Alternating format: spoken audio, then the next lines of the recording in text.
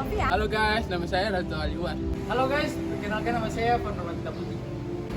Beta, Muhammad Afrizal Nusa. Guys, perkenalkan nama saya Romelo Irwan. Halo guys, kita Julio dan Siranda.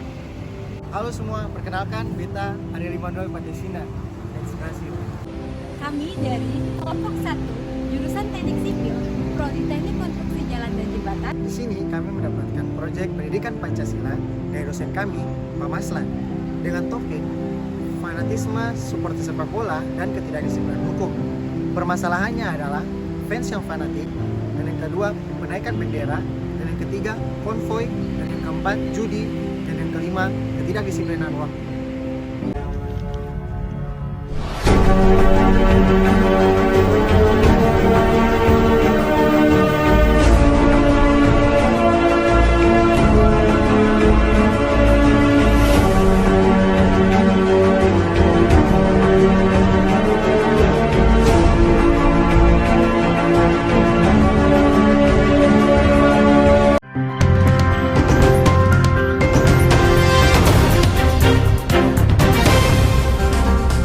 Audio Jungle. Dari hasil beberapa wawancara masyarakat Kota Ambon dapat disimpulkan bahwa mengapa para supporter sepak bola di Kota Ambon begitu fanatik. Hal ini terjadi karena adanya faktor budaya, faktor lingkungan, dan hal tersebut merupakan bentuk kecintaan mereka terhadap tim idola mereka. Namun sayangnya, fanatisme dalam sepak bola kerap menimbulkan dampak negatif seperti terjadinya kericuhan. Nah, kericuhan sendiri menyebabkan adanya kecelakaan yang menyebabkan adanya korban jiwa. Kita bisa lihat di dalam video ini.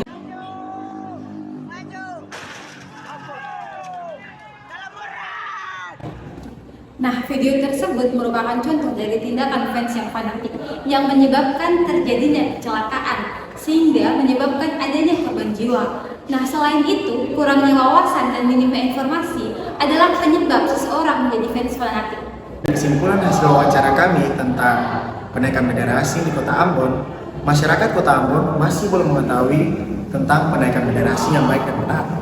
Di sini kita dapat lihat contoh-contoh yang masyarakat Kota Ambon naikkan bendera asing di Kota Ambon. Ada yang menaikkan bendera asing yang sepengetahuan mereka bahwa bendera Indonesia di atasnya dan bendera asing di bawahnya. Tapi ada juga yang menaikkan bahwa bendera asing saja dinaikkan tanpa ada bendera Indonesia. Nah, masyarakat Kota Ambon juga masih belum mengetahui tentang peraturan undang-undang penaikan bendera yang benar.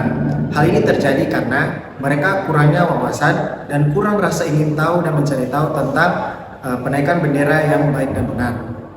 Bagaimana respons tiap masyarakat di Kota Ambon antara satu dengan yang lain dalam menyikapi penaikan bendera ini?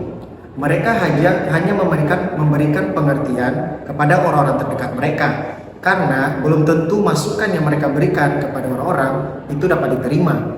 Nah, masyarakat Kota Ambon juga pastinya memiliki sifat nasionalisme dan rasa cinta tanah air. Dan sekarang ini kita berada di konteks Piala Dunia.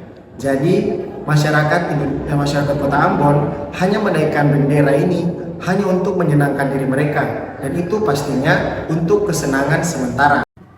Masyarakat Maluku ada yang mengikut konvoy, namun dari fakta yang kami dapatkan dan lihat, lebih banyak masyarakat Maluku yang mengikut konvoy. Nah, dapat kita lihat dalam video ini.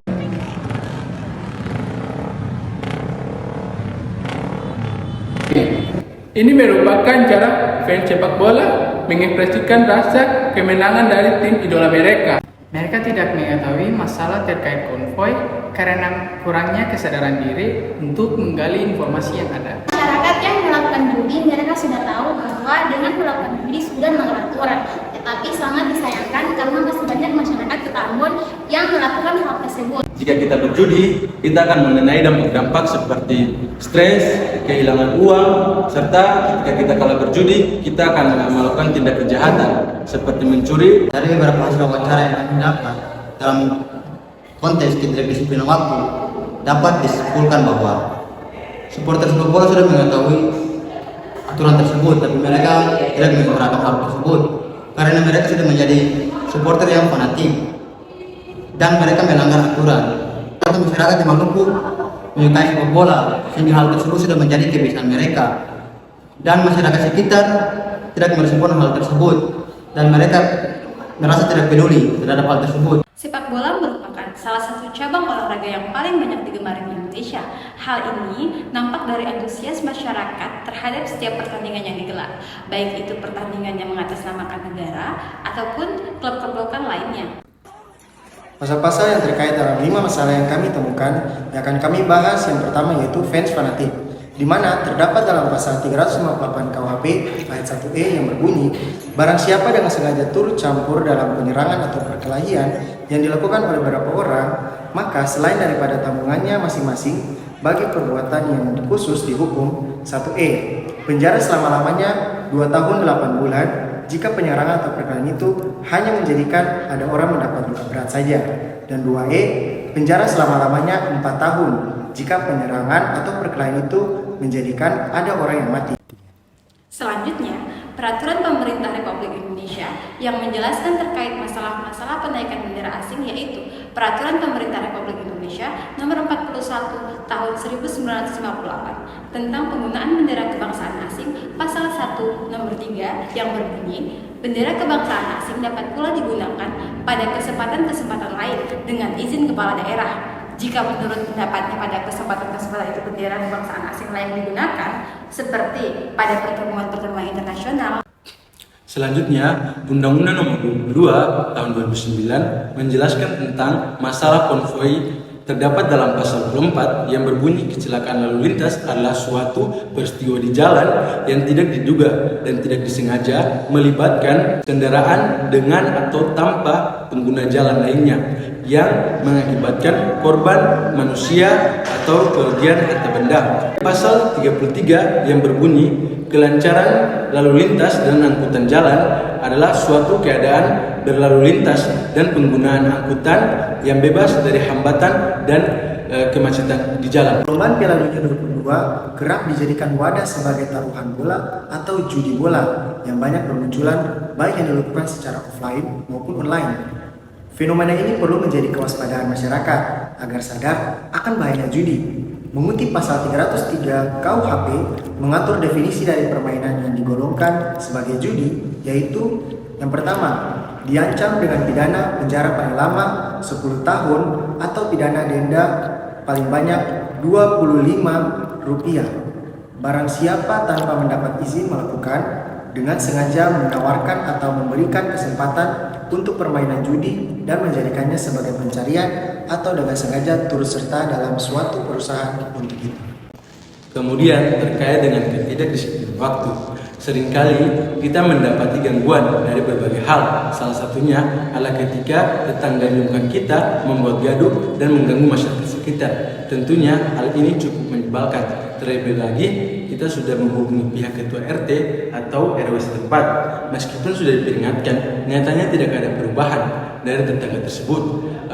Anda tidak perlu khawatir atau merasa kesal sebab sudah terdapat pada pasal mengganggu ketenangan orang lain yang mengatur itu semua.